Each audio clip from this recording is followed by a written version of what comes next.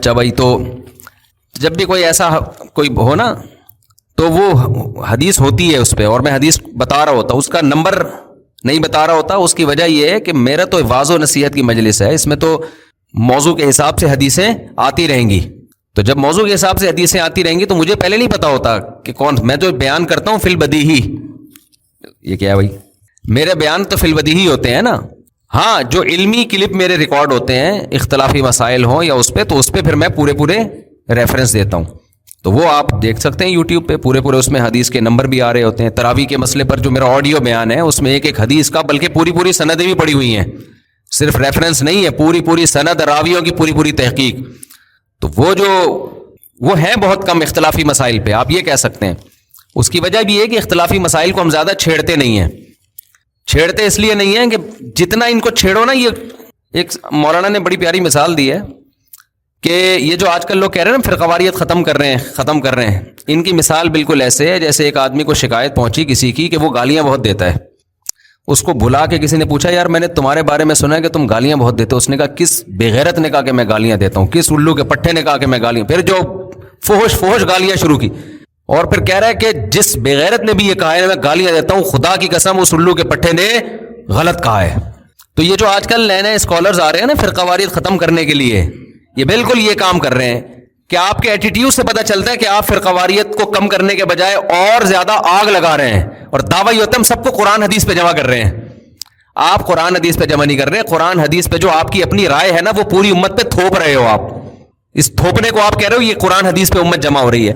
اور بار بار میں ایک بات کہوں، جس کم وقت کا یوٹیوب پہ مذہبی چینل نہیں چلتا نا، وہ مولویوں کو گالیاں دینا شروع کر دیتا ہے، پھر ہٹ ہوتا ہے. وہ یہ مولوی ایسے کرتے ہیں، یہ مولوی ایسے، تو یہ مولوی ایسے، تو یہ مولوی ایسے، تو یہ مولویوں کو نہیں پتا، میں بتاؤں گا آپ کو. تو لوگ کہتے ہیں یار یہ ہے کوئی بندہ آیا ہے مارکیٹ میں. یہ منجن بیچنے کا سب سے سستا اور سب سے بہترین طریقہ ہے. بھائی سارے مولوی ٹھیک نہیں ہے، ہمیں پہلے پتہ، ساری دنیا کو پتہ ہے سارے تو کہیں بھی ٹھیک نہیں ہوتے نا. تو یہ کیا بات ہے مولوی ایسے تو مولوی ایسے تو مولوی ایسے. ابھی ایک محترم نے ایک کلپ ریکارڈ کروایا ڈراپ شپنگ کے حوالے سے کہ ڈراپ شپنگ اسلام میں جائز ہے. یہ مولویوں نے غلط گائیڈ کیا ہوا ہے. حالانکہ مولویوں نے ڈراپ شپنگ کی ساری صورتوں کو حرام قرار نہیں دیا، جو حرام تھی ان کا بھی آلٹرنیٹ بتایا ہے. حالانکہ مولوی کے ذمہ آلٹرنیٹ بتانا نہیں ہے، اس لیے بتایا کہ لوگ تجارت کریں. بھائی یہ حرام صورت ہے، اس کو یوں کر لو گے تو یہ کیا ہو جائے گی؟ جائز ہو جائے گی. لیکن وہی بات ہے کلپ چلے گا نہیں جب تک مولویوں کو برابر. تمہیں ڈراپ شپنگ کے خرید و فروخت کے مسائل کا تمہیں کیا پتا؟ 2 حدیثیں کوٹ کی ہے. ایک حدیث یہ ہے کہ نبی صلی اللہ علیہ وسلم نے وہ چیز جو آپ کے پاس نہیں ہے، لا تبع ما لیس عندک. اب میں پوری حدیث پڑھ رہا ہوں نا، اب آپ کہے حدیث کا نمبر کوڈ نہیں کر رہا، تو بھائی میں پوری عربی میں الفاظ آپ کو سنا رہا ہوں. اور میں اس لیے نمبر کوڈ نہیں کر رہا کہ میں پہلے سے یہ موضوع پر بات کرنے کے لیے تیار تھوڑی تھا. یہ تو کسی نے ابھی بات ذہن میں آ گئی تو میں اب بتا رہا ہوں. تو یہ تو زیادہ یعنی ایک علمیت کی بات ہے کہ آپ کو بغیر اطلاع کے ٹاپک دے دیا جائے اور آپ اس پہ حدیثیں پیش کرنا شروع کر دیں. تو کوڈ جو حوالہ جو میں نہیں دے رہا نا، اس لیے کہ پہلے سے تھوڑی مجھے، میں ڈاکٹر ذاکر نائک تھوڑی ہوگا میں اتنی ساری حدیثوں کے نمبر یاد کر کے لے کر آؤں میں آپ کے سامنے. تو ڈاکٹر صاحب کی اپنی ایک فیلڈ ہے، اس میں وہ ماسٹر ہیں، لیکن ہر آدمی ہر وقت حوالوں کے ساتھ بیٹھا ہوا نہیں ہوتا. ہاں یہ میرا چیلنج ہے کہ یہ حدیث نہ ہو تو پھر آپ بتانا مجھے. آپ گوگل پہ لکھو گے آ جائے گی یہ حدیث. تو آپ صلی اللہ علیہ وسلم نے بیع، اور ڈاکٹر ذاکر نائک سے بھی جب آپ خرید و فروخت کے مسائل کی حدیثیں پوچھیں گے تو عین ممکن ہے ان کو بھی حوالہ یاد نہ ہو، کیونکہ جس فیلڈ میں انہوں نے محنت کی ہے، اس میں زندگی کھپائی ہے، اس میں انہوں نے کمال پیدا کیا ہے. تو میں پھر بھی بتا دوں ان کا حافظہ غیر معمولی ہے. وہ جو ان کی خوبی ہے اس کا انکار، یہ تو چڑھتے سورج کا انکار ہوگا نا. لیکن وہ بھی اسپیسیفک ایک خاص فیلڈ میں، ہر فیلڈ میں کوئی بھی آدمی ماہر نہیں ہوتا کہ ہر چیز میں ہی جناب وہ آگے نکل جائے. تو حدیث میں ایک طرف آتا ہے، خوب سمجھ لیں، ڈراپ شپنگ میں نا بہت غلط گائیڈنس مل رہی ہے لوگوں کو. حدیث میں آتا ہے کہ ان صاحب نے کہا کہ حدیث میں آتا ہے کہ بھئی جو چیز تمہارے پاس نہیں ہے اسے مت بیچو. میں اس کے عربی الفاظ سنا رہا ہوں، لا تبع ما لیس عندک. جو چیز آپ کے پاس نہیں ہے آپ اس کو آگے نہیں بیچ سکتے. ڈراپ شپنگ میں بسا اوقات ایسا ہو رہا ہے کہ ایک چیز آپ نے خریدی نہیں ہے اور آپ بیچ رہے ہیں اس کو. اس بیس پہ علماء کہتے ہیں ڈراپ شپنگ میں یہ والی خرید و فروخت، یہ نہیں کہ ڈراپ شپنگ ہی حرام ہے. ڈراپ شپنگ میں اگر خرید و فروخت کا یہ طریقہ ہوگا تو یہ جائز نہیں ہے. اب ان محترم نے کلپ بنا دیا کہ یہ مولوی یہ والی حدیث گویا شو یہ کیا کہ یہ بتا رہے ہیں، دوسری والی نہیں بتا رہے. دوسری حدیث جس میں آتا ہے کہ ایک صحابی نے عرض کیا، پورے میں مفہوم اپنے الفاظ میں حدیث کا بیان کر رہا ہوں، کہ بیع سلم کہتے ہیں اس خرید و فروخت کو، کہ ایک چیز مارکیٹ میں ہے نہیں، تو صحابہ نے عرض کیا کہ یا رسول اللہ ہمیں ظاہر ہے ہمیں فصل اگانی ہے تو ہمارے پاس تو ہمیں ایڈوانس میں پیسہ چاہیے ہوتا ہے, بعد میں فصل اگے گی تو ہم اس کو بیچیں گے. تو آپ صلی اللہ علیہ وسلم نے 6 شرطوں کے ساتھ اس کی اجازت دی کہ ایک چیز آپ کے پاس نہیں ہے. میں اس کو عام مثالوں سے سمجھاتا ہوں. دیکھو ایک آدمی کسان کے پاس جاتا ہے کہ بھائی مجھے پیاز کی اتنی بوریاں چاہیے. کسان کہتا ہے پیاز ابھی اگا ہی نہیں ہے, معدوم ہے نا, معدوم ہے ہی نہیں ابھی. تو کسان کہتا ہے بھائی مجھے ضرورت ہے پیسوں کی, تو آپ ایڈوانس میں اتنے پیسے دے دو تاکہ میں پیاز اگاؤں اور 6 مہینے کے بعد آپ کو اتنی بوریاں پہنچا دوں. یہ معدوم چیز ہے تو یہ بے جائز نہیں ہے, لیکن چند شرطوں کے ساتھ نبی صلی اللہ علیہ وسلم نے اس کی اجازت دی. وہ شرطیں یہ ہیں کہ جس چیز کو خریدا جا رہا ہے, نمبر 1 یہ کہ پیمنٹ کیش ہو جائے گی, ساری پیمنٹ آپ کیا کریں گے, دونوں چیزیں ادھار پہ نہیں ہوں گی, ایڈوانس پیمنٹ آپ کو کرنی پڑے گی پہلے. نمبر 2, جو چیز کسان یا کوئی بھی شخص بیچے گا وہ مثلیات میں سے ہو. مثلیات کہتے ہیں ان چیزوں کو بالکل اس جیسی نظیر مارکیٹ میں ملتی ہو. مثال کے طور پر آلو ہے, کوئی متعین تو نہیں ہوتا نا, آپ نے کہا 1 کلو آلو, اس کی آپ جب صفت بیان کر دیں گے تو مارکیٹ میں یہاں نہیں ملا تو وہاں مل جائے گا, وہاں نہیں ملا تو وہاں مل جائے گا. آپ نے کہا بھائی فلاں قسم کا باسمتی چاول میں آپ سے خرید رہا ہوں, اتنی بوریاں چاہیے مجھے, وہ چاول یہاں نہیں ہے تو مارکیٹ میں دوسری جگہ وہ موجود ہو. اس کو کہتے ہیں ذمے میں کوئی چیز آ جائے جس کی مثل ہو. بکرا جو ہے نا, بکرا یا گائے, یہ مثلیات میں سے نہیں ہے. مثلیات کی آسان ڈیفینیشن یہ ہے جو کیل کر کے یا وزن کر کے بکتی ہوں, کیل کر کے یا وزن کر کے. کپڑا جو ہے نا, کپڑا خاص کمپنی کا اور خاص کلر کا, یہ تو مثلیات میں سے ہوگا, لیکن صرف کپڑا آپ نے کہہ دیا تو یہ مثلیات میں سے نہیں ہے. سمجھ رہے ہیں بات کو؟ تو آپ نے یہ جتنی بھی گاجریں ہیں, دالیں ہیں, چاول ہے, یہ ساری مثلیات میں سے ہیں. تو ان میں نبی صلی اللہ علیہ وسلم نے وہ چیز جو ابھی ہے ہی نہیں اس کو بیچنے کی اجازت دی, لیکن آپ صلی اللہ علیہ وسلم نے شرط لگائی کہ الی اجل معلوم, مدت متعین. تو پہلی بات تو یہ اجل ہونی چاہیے. اجل کا مطلب ایک خاص ٹائم کے بعد وہ ڈیلیور کرے گا. ابھی اگر اس کے پاس موجود ہے اور آپ نے اشارہ کر دیا کہ میں یہ تم سے خرید رہا ہوں, تو پھر اس میں یہ بے سلم جائز نہیں ہے, کیونکہ وہ تو موجود ہے نا, اس کو تو فوراً آپ اٹھا کے دیں. ابھی اس میں یہ ادھار والا معاملہ نہیں چلے گا. تو کیل معلوم ہونا چاہیے, اجل معلوم ہونا چاہیے, اس کی جو صفات ہیں پوری اتنی اچھی طرح ایکسپلین ہو جانی چاہیے کہ بعد میں جب وہ ڈیلیور کرے تو نزاع کا خطرہ بالکل ہو ہی نہیں کہ آپ کیا میں نے تو یہ کہا تھا تم یہ اٹھا کے لے آئے. تو یہ مثلیات میں تو ہوتا ہے, جو چیزیں ہم مثل نہیں ہیں ان میں نہیں ہوتا. سمجھ رہے ہیں بات کو؟ ہم مثل نہیں ہے. جیسے آپ کی مخصوص بائک ہے, 1 سال پرانی ہے, چلا چلا کے آپ نے پرانی کر دی, اس بائک کو جب آپ بیچو گے تو بے سلم کے طور پہ نہیں بیچ سکتے, کیونکہ اس کو آپ جتنا مرضی ایکسپلین کرو گے بالکل اس جیسی بائک مارکیٹ میں نہیں ہوگی. ہاں 0 میٹر بائک میں بے سلم کر سکتے ہیں, 0 میٹر گاڑی میں بھی بے سلم کر سکتے ہیں. سمجھ میں آ رہی ہے بات؟ 0 میٹر گاڑی, کیونکہ کمپنیوں کی 0 میٹر گاڑیاں آپ ماڈل بتا دیں, رجسٹریشن کا جو سال ہے وہ بتا دیں, تو وہ سب ایک ہی جیسی ہوتی ہیں. تو اس طرح سے بے سلم کی شریعت میں اجازت ہے.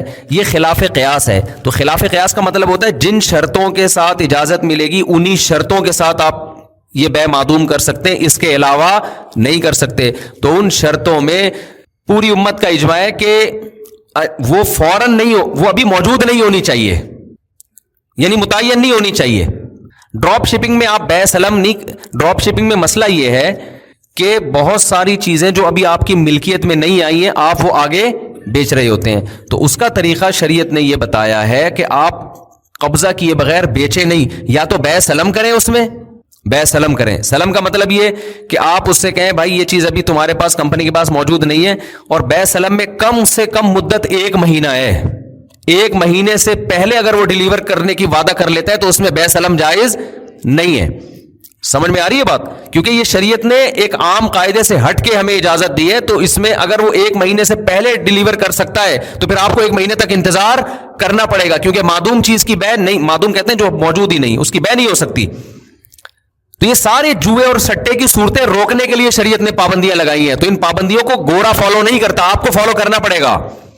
تو آپ نے کیا کرنا ہے کہ اگر سلم کے طریقے پر کسی کمپنی کی گاڑی بک کرانی ہے تو 6 مہینے بعد, 1 مہینے بعد, 2 مہینے بعد آپ بک کرا سکتے ہیں, لیکن پیمنٹ کیا کرنی پڑے گی؟ ایڈوانس میں. ایسا نہیں ہو سکتا پیمنٹ بھی بعد میں اور چیز بھی بعد میں ڈیلیور ہو, یہ نہیں ہو سکتا. دوسرا مثلیات میں ہوگا, جو متعین چیزیں ہوتی ہیں, یہ چیز اس میں نہیں ہوتا. ڈراپ شپنگ میں بے سلم بعض صورتوں میں بے سلم بن رہی ہوتی ہے, بعض صورتوں میں بتا رہا ہوتا ہے یہ پروڈکٹ ہے, یہ میں تمہیں بیچ رہا ہوں, تو یہ اس میں آپ بے سلم کے طور پر اس کو نہیں خرید سکتے کیونکہ وہ تو متعین ہے. اس میں اگر آپ نے خرید کے آگے بیچ دیا تو یہ سمجھا جائے گا معدوم چیز کو بیچ رہے ہیں, وہ چیز جس کے آپ مالک نہیں بنے. اور صرف مالک بننا بھی ضروری نہیں ہے, اس کا قبضہ ہونا بھی ضروری ہے. تو آپ اس کو خریدیں, خریدنے کے بعد قبضہ کریں, قبضے کے بعد آگے بیچیں گے آپ اس کو. سمجھ میں آ رہی ہے بات کہ نہیں آ رہی؟ اس سے پہلے آپ کے لیے بیچنا جائز نہیں ہے, بیچ دیا تو پروفٹ حلال نہیں ہے آپ کے لیے. اچھا, یہ جو محترم آئے ہیں مارکیٹ میں, انہوں نے کہا کہ یہ مولوی لوگ حدیث کو گویا سمجھے نہیں ہے. حدیث میں جو آتا ہے نا کہ جو چیز تمہارے قبضے میں, یہ میں اس پہ پراپر وے میں نا کلپ ریکارڈ کرواؤں گا کیونکہ ابھی یہ جمعے کا بیان ہے اور موضوع بھی خشک ہے نا خرید و فروخت کے مسائل کا, تو یہ لوگوں کے زیادہ تر اوپر سے ہی گزر جاتا ہے. تو میں پراپر ڈراپ شپنگ کے جتنے شرعی احکام ہیں میں پراپر انشاءاللہ اس پہ کلپ ریکارڈ کرواؤں گا. اور یہ بات دماغ سے نکال دیں, بعض لوگ مولویوں کے خلاف ذہن بنا رہے ہیں کہ انہوں نے ہر چیز کو حرام قرار دیا ہوا ہے, یہ چاہتے ہی نہیں کہ لوگ پیسہ کمائیں, مسلمان ترقی میں پیچھے پڑ جائیں. جب یہ کرپٹو کرنسی آئے نا, اتنا لوگوں نے ہم پہ دباؤ ڈالا کہ ہم اس کو فرض قرار دیں, حلال نہیں بلکہ اس کی خرید و فروخت کو فرض قرار دیں ہم. اور تانے دیے جا رہے تھے کہ ابے یہ تجارت میں لوگوں کو پیچھے دھکیل رہے ہیں, یہ یوں کر رہے ہیں, یہ دیکھو یہ چاہتے ہی نہیں یہ لوگ پیسہ کمائیں, خود تو یوٹیوب سے پیسے کماتے ہیں چینل بنا بنا کے اور دوسروں کو منع کیا ہوا. اتنے تانے. آج وہ جو کرپٹو کرنسی کے بڑے بڑے وہ تھے نا جو گن پوائنٹ پہ ہم سے کہہ رہے تھے کہ اس کو کرو کہ یہ حلال ہے, حالانکہ ہمیں نہ حلال کہنے میں فائدہ نہ حرام کہنے میں. تو آج جب کرپٹو کرنسی ان کو لے کے ڈوبی ہے نا, تو آج وہ الٹا تانے دے رہے ہیں کہ یہ مولوی لوگ اس کو شروع سے حرام کیوں نہیں کہتے تھے. تو جس کا جو مفاد ہوتا ہے مولویوں پہ لا کے تھوپنا شروع کر دیتا ہے وہ. تو یہ جو نبی صلی اللہ علیہ وسلم نے وہ چیز جو آپ کے پاس نہیں ہے اسے بیچنے سے منع کیا, تو محترم اس کی وجہ یہ بتا رہے ہیں کہ ایکچولی اس میں آپ کو نقصان کا خطرہ ہے. آپ وہاں سے خریدو گے پتہ نہیں کس ریٹ پہ ملے, آپ نے کسی اور سے کسی اور ریٹ کا وعدہ کر لیا تو ایکچولی یوں ہو جائے گا. تو اس لیے آج کل تو ایسا نہیں ہے, کمپنیوں کے ریٹ متعین ہے, آپ کو پتہ ہے جب جاؤں گا مارکیٹ میں مل جائے گی. تو اس لیے آج کل یہ بے معدوم بھی جائز ہے. یہ محترم نے لاجک ہی غلط پیش کی ہے. خوب سمجھ لو, جو چیز نہیں ہے اس کو بیچنا صرف اس لیے حرام نہیں ہے کہ بعد میں دھوکے کا خطرہ ہے. اس کی بڑی وجہ یہ ہے کہ جس چیز کا آپ رسک نہیں لیتے, اسلام اس پہ پروفٹ کمانے کی بھی آپ کو اجازت نہیں دیتا. یہ اصل لاجک ہے. اس لیے کہتے ہیں مسائل علماء سے پوچھا کرو. ہر پاگل سے پاگل نہ, جو حکیم نہیں ہے وہ حکیم بنا ہوا ہے, جو ڈاکٹر نہیں ہے وہ ڈاکٹر بنا ہوا ہے, جو مفتی نہیں ہے مفتی بنا ہوا ہے. الخراج بالضمان, یہ اسلام کا متفقن علیہ اصول قرآن و سنت سے ثابت ہے. دیکھو پروفٹ کی دو قسمیں ہیں. اب یہ بات چل پڑی ہے تو ادھورا کلپ بنائیں گے, لوگ غلط گائیڈ کریں گے. جلدی سے بہت آسان کر کے سمجھاؤں گا. یہ ساری زندگی آپ کو خرید و فروخت کا یہ مسئلہ ہے نا, خرید و فروخت میں فائدہ پہنچائے گا. جب بھی آپ پیسہ کماتے ہیں تو دو طرح سے کماتے ہیں, یا تو کوئی عمل کر کے, کسی عمل کی اجرت مل رہی ہوتی ہے آپ کو, یا آپ اپنی کوئی چیز ہوتی ہے اس پہ پروفٹ لیتے ہیں. ٹماٹر کی مثال ہم دیتے ہیں, بہترین چیز ہے ٹماٹر, نام لینے میں بھی اچھا لگتا ہے. خربوزہ زیادہ اچھا, خربوزہ. آپ نے خربوزہ اٹھایا, یہ کس کا خربوزہ ہے؟ آپ کا خربوزہ. خریدا آپ نے 50 روپے کا خربوزہ آپ نے اٹھایا. اب آپ یہ خربوزہ بیچ کے 60 روپے میں بیچ رہے ہو, تو اس خربوزے پہ 10 روپے کما رہے ہو, عمل پہ نہیں, خربوزے پہ کما رہے ہو, اپنی چیز پہ. بیچنے کا عمل تو ہے لیکن اس بیچنے کے عمل کے الگ سے کوئی پیسے نہیں مل رہے. آپ کو پیسے کس سے مل رہے ہیں؟ خریدنے والا جو پیسے دے رہا ہے اس پروسیس کے پیسے نہیں دے رہا, خربوزے پہ 10 روپے آپ کو زیادہ دے رہا ہے. یہ ہے اس چیز کا پروفٹ. اور نفع کی دوسری قسم ہوتی ہے عمل کا پروفٹ. خربوزہ وسیم کا, خریدنے والا ستار. آپ نے دونوں کے درمیان خرید و فروخت کا عمل کروایا, یا آپ نے وسیم کا خربوزہ قبضہ لیا اور آپ نے کہا وسیم بھائی میں تمہارا خربوزہ مارکیٹ میں بکواتا ہوں, مجھے 10 روپے دے دینا اس کے. آپ مارکیٹ میں لے جا کے آپ نے یہ غفار بھائی کو پہنا دیا, کیونکہ ہمارے ہاں یہ ناروے سے ہیں, ان کو نہیں پتا, ہمارے ہاں چیزیں بیچی نہیں جاتی, ہمارے ہاں پہنائی جاتی ہے. اس پہنانے کا کمیشن ملتا ہے کہ تو نے کتنے میں پہنایا. اب یہ پہنایا بڑی مزے کی اصطلاح, یہ جس کو جو پہناتا ہے اس کو ہی پتا ہے. ڈکشنری میں نہیں ملے گا آپ کو یہ. اب یہ خربوزہ آپ کا تھا نہیں, تو آپ نے 10 روپے کمائے کیسے اس پہ؟ حلال ہو سکتے ہیں؟ نہیں. حلال یہاں پر اس لیے ہے کہ آپ نے یہ پہنانے کا جو عمل ہے نا, اس عمل کے پیسے ملے ہیں آپ کو.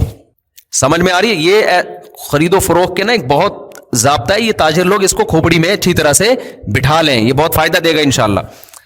ایک ہوتی ہے عمل کی اجرت, ایک ہوتا ہے اس چیز کی کا نفع جو آپ کی ہے. تو عمل کی اجرت تو اس میں ایک شرط ہے کہ عمل جائز ہو اور اجرت متعین ہو. آئی بات سمجھ میں؟ عمل جائز ہو اور اجرت بولو متعین. یہ دو طرح سے جائز ہے. ایک تیسری طریقے سے بھی جائز ہے یہ کہ جس کو مزاربت کہتے ہیں. آپ نے اپنی پیسہ دیا کسی کو 10 لاکھ روپے, یہ 10 لاکھ سے بھائی تو بزنس کر, پیسہ آپ کا ہے, عمل کس کا ہے؟ عمل اس کا ہے. تو اجرت متعین نہیں کی آپ نے, بلکہ آپ نے کہا تجھے عمل کے پیسے ملیں گے لیکن کتنے, جتنا پروفٹ ہوگا نا اس میں سے اتنے % تیرا, اتنے % میرا. یہاں بھی اجرت متعین نہیں ہے لیکن اسلام نے اس کی بھی اجازت دی ہے, لیکن یہ بھی عمل کی اجرت ہے. سمجھتے ہو؟ جس نے پیسہ انویسٹ کیا اس کو عمل کی اجرت نہیں مل رہی, اس کو اس کی چیزوں کی اجرت مل رہی ہے. لیکن جو محنت کر رہا ہے اس کو اجرت چیزوں کی نہیں مل رہی, اس کو کس کی مل رہی ہے؟ عمل کی مل رہی ہے. آئی بات سمجھ میں؟ اب عمل کی اجرت میں تو کوئی رسک نہیں ہے آپ کا, کیونکہ آپ کا کچھ لگا ہی نہیں ہے, تو رسک کہاں سے ہو گیا؟ سارا رسک انویسٹر کا ہوتا ہے, لاس کس کا ہوتا ہے؟ انویسٹر کا. تو جب عمل کی اجرت لیتے ہیں تو اس میں جو رسک ہوتا ہے نا صرف اتنا ہوتا ہے کہ عمل ضائع ہو جائے گا آپ کا. مثال کے طور پر آپ خربوزہ لے کے گئے مارکیٹ میں, بہت سے لوگوں کو پہنانے کی کوشش کی لیکن ان کو کوئی پہلے کیلے پہنا چکا تھا, اب ان کو خربوزے کی ضرورت ہے ہی نہیں, یا آپ سے اچھا خربوزہ کوئی ان کو پہلے پہنا چکا تھا. آپ کا سارا دن ضائع ہو گیا. آپ نے آ کے وسیم بھائی کو خربوزہ پکڑایا, بولا اپنا خربوزہ پکڑ میری بلا سے. تو رسک آپ کا یہ ہے کہ آپ کو پروفٹ بھی نہیں ملا لیکن آپ کی محنت کیا ہو گئی؟ ضائع. یہ رسک. لیکن جہاں چیز آئے گی نا, ایسٹ آئیں گے یا پیسہ آئے گا, اس پہ جب آپ پروفٹ کماؤ گے تو شریعت کہتی ہے اس پیسے کا رسک آپ کو لینا پڑے گا. عمل تو آپ کر نہیں رہے, رسک لینا پڑے گا. زمان کا کیا مطلب؟ اس کنڈیشن میں یہ پیسہ ایک دفعہ آئے یا یہ چیز آئے کہ ضائع ہو تو آپ کا نقصان سمجھا جائے. اب میں اس کو ذرا مثال سے سمجھاتا ہوں. مثال کے طور پر ان کے پاس خربوزے کی ایک پیٹی پڑی ہوئی ہے. میں عمل کی اجرت نہیں لے رہا کہ ان کا خربوزہ کسی کو پہناؤں, میں چاہتا ہوں اس خربوزے کو سے جو پروفٹ ہو نا تو اس خربوزے پہ میں اتنا پروفٹ کماؤں. تو شریعت کہتی ہے کہ یہ خربوزہ پہلے آپ اپنے قبضے میں لیں گے, اس کے بعد آگے کسی کو بیچیں گے. کیوں؟ اپنے قبضے میں لینے کا فائدہ یہ ہوگا, چاہے 1 سیکنڈ کے لیے قبضے میں آئے, کہ اس دوران یہ ہلاک ہو گیا تو نقصان کس کا ہوگا؟ آپ کا ہوگا. اس کنڈیشن میں آنا ضروری ہے کیونکہ جس چیز کی ہلاکت کا رسک آپ نہیں لیتے اس پہ پروفٹ بھی آپ نہیں کما سکتے. بات آ رہی ہے سمجھ میں؟ اب دیکھو خربوزہ ان کے پاس پڑا ہوا ہے, یہ ہے وسیم بھائی, فرض آپ کا نام کیا ہے؟ عبد الرؤف بھائی ہے, چشمہ لگایا ہوا ہے انہوں نے, خربوزہ ان کے پاس پڑا ہوا ہے, ایک پیٹی پڑی ہوئی ہے. میں آ گیا جی مارکیٹ میں, میرا 1 روپیہ بھی نہیں لگا, میری کوئی محنت بھی نہیں. میں نے کیا کیا؟ آپ کا نام کیا حضرت؟ علی حیدر بھائی سے میں نے کہا کہ علی حیدر بھائی میں آپ کو خربوزے کی ایک پیٹی بیچ رہا ہوں. اچھا, میں نے ان سے پوچھا بھائی یہ 500 روپے کا خربوزہ ہے, 500 روپے کی پیٹی. انہوں نے کہا 500 کی ملتی نہیں ہے, لیکن چلو فرض کر لیتے ہیں نا 500 کی پیٹی ہے. میں نے کہا یار ٹھیک ہے جی 500 کی پیٹی ہے نا. یہ بیچارہ خربوزے کی پیٹی لے کے بیٹھا ہوا ہے, کوئی آسمانی آفت آتی ہے اس کی ٹینشن, اس میں کیڑا لگ جاتا ہے اس کی ٹینشن, مارکیٹ سے یہ لے کر آیا, سب کچھ اگایا اس نے یا جو بھی کیا, ساری ٹینشن اس نے لی ہے. میں بیچ میں گنا بن کے آیا, میں نے کہا بھائی ٹینشن فری لائف گزارو. میں نے کہا کہ بھائی آپ کو میں خربوزہ بیچ رہا ہوں, بتا کتنے کا؟ آپ نے کہا بھائی ٹھیک ہے میں 600 میں لوں گا. مجھے 100 روپے کا سیدھا پروفٹ مل رہا ہے. میں نے کیا کیا, میں نے جب یہاں سے پتا چل گیا میں نے ان کو بیچ دیا وہ, اور کہا آپ کے گھر پہنچا رہے ہیں ہم. آپ کے گھر کیا کر رہے ہیں ہم؟ پہنچا رہے. اس کو میں نے بولا تو اٹھا کے ڈائریکٹ ان کے گھر پہنچا دے. اب یہ جو لے کے جائے گا نا راستے میں, سارا رسک کس کا ہے؟ اس کا ہے. سارا رسک کس کا ہے؟ اس کا ہے. یہ جب وہاں جا کے پہنچائے گا مجھے کوئی ٹینشن نہیں ہوگی, میں آرام سے بیٹھا ہوں. اس میں کیڑا نکل آئے, اس میں کوئی مسئلہ ہو جائے, اس میں کوئی جالی نکلے, سارا رسک کس کا ہے؟ میں نے تو یہاں سے بھرنا ہے. تو شریعت کہتی ہے بیچ میں گھننا بن کے کیوں پیسے کما رہے ہیں؟ اس سے پیسے کی تقسیم میں اعتدال نہیں رہتا. کچھ لوگ بیچ میں رسک اٹھائے بغیر گھستے ہیں, اس سے چیزوں کی ویلیو خام میں بڑھتی ہے, اور رسک لینے کے لیے وہ تیار نہیں ہوتے. اس سے کئی لا یکون دولتم بین الاغنیاء منکم, جو اسلام چاہتا ہے دولت کی تقسیم منصفانہ ہو, اس منصفانہ تقسیم میں بہت بڑا ایک دھچکا لگتا ہے. اسلام نے مجھے یہ پابند کیا ہے بھائی یا تو کمیشن ایجنٹ بن جا, سیدھا اس کو بول کہ بھائی میں تمہارا خربوزہ بکواؤں گا, اس کو میں اس بکوانے کے عمل کے اتنے پیسے لوں گا, فی خربوزہ لوں گا یا متعین کمیشن لوں گا, لیکن سارا رسک تمہارا ہوگا, تم بری الذمہ نہیں ہو سکتے. تو وہ سوچ لے کہ میں رسک اٹھانے کے لیے تیار ہوں اور اس کو فری پھوکٹ میں 10 روپے دینے کے لیے تیار ہوں یا نہیں, ورنہ مجھے کیا ضرورت, میں خود ہی کسٹمر تلاش کر لوں گا. आई बात समझ में?